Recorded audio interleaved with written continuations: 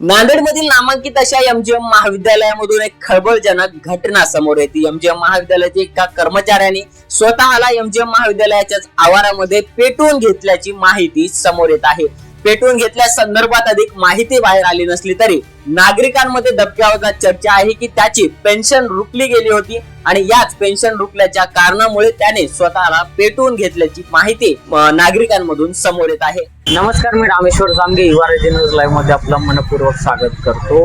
नांदेडमध्ये एक मन हिलावून टाकणारी घटना घडली। ती घटना म्हणजे नांदेड येथील एमजीएम कॉलेजच्या परिसरामध्ये सुनील कुलकर्णी या सेवानिवृत्त सेवकाने स्वतःला जाळून घेतलं आणि त्या जाळून घेण्याचा रोषात त्या कॉलेजमध्ये काय त्यांची पेन्शन अडकली या पद्धतीची बाहेर चर्चा येते। आज आपल्या सोबत त्यांचा मुलगा आहे, पेन्शन नाही, त्यांच्याकडून जाणून घेऊया की नेमकं खरं कारण काय आणि काय सगळं भैया या सगळ्या प्रकारामागचं खरं कारण काय आणि काय झालं।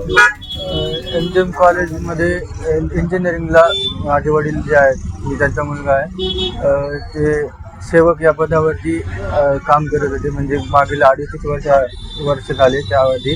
आता रिटायरमेंट होऊन गेले ते, त्यामुळे त्यांचे काही मागचे ग्रॅज्युएट म्हणा काही त्याच्यातले काही पैसे EL वगैरे काही अजून काही गोष्टी जे काही पैसे आहेत ते त्यांचे ते राहिलेले होते। ती त्यांची मागणी होती की ती मला पूर्णपणे मिळून द्यावे, म्हणजे कॉलेज प्रशासनाने मॅनेजमेंटने ते मला देण्यात यावे अशी त्यांची मागणी होती। पण कॉलेजने वारंवार नाही का यांनी विनंती केली, बऱ्याचदा कॉलेजला जाऊन आले, पण त्यामुळे त्यांनी काही ते त्याच्यावरती ॲक्शन घेतले नाही। म्हणजे त्यांना तारीख देत होते नेहमी, पण त्यांनी काय म्हणजे त्यावरती हे केले नाही। आणि त्यांनी आयुक्तालय वगैरे इकडे तिकडे सुद्धा नोटीस देऊन पाहिली, पण तिथूनही काही झालं नाही। मग त्यांना मग हे टोकाचं पाऊल उचलायला।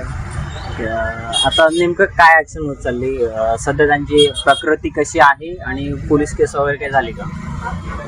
प्रकृती म्हणजे असं ते सांगता येत नाही आम्हाला एकदम असं, पण अवघडच आहे, खूप जास्त या प्रकारामधून जी आजची घटना घडली ती घटना घडली होती, आपल्याला प्रत्यक्ष त्यांचा मुलगा जो आहे त्या मुलाने आपल्याला माहिती दिली, त्यावरती तुम्हाला काय वाटतं?